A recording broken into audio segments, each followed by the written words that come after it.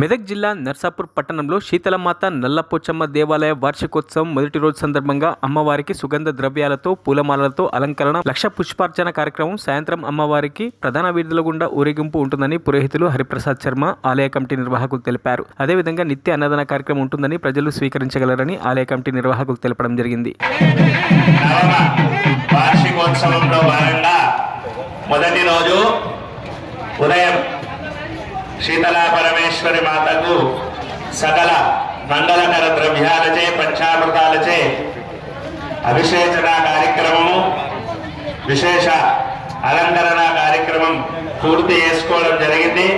ఇక ఇప్పుడు సామూహికంగా మాతృమూర్తులచే లక్ష పుష్పార్చన, కుంకుమార్చన కార్యక్రమాన్ని మనం ప్రారంభం చేసుకుంటున్నాం.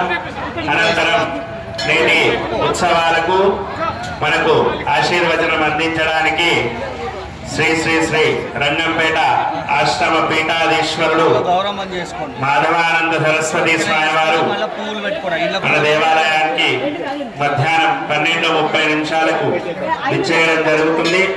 వారి అనుగ్రహ భాషణము, ఆ తర్వాత అన్నప్రసాద వితరణ కార్యక్రమం, సాయంకాలము 6 గంటలకు అమ్మవారికి పల్లకీ సేవ కార్యక్రమంతో మొదటి రోజు కార్యక్రమం పూర్తవుతుంది. కాబట్టి భక్తులు, గ్రామస్తులు అందరూ కూడా అమ్మవారు మనకు కల్పించినటువంటి సదావకాశం, అమ్మవారు మనకు కల్పించినటువంటి వరం.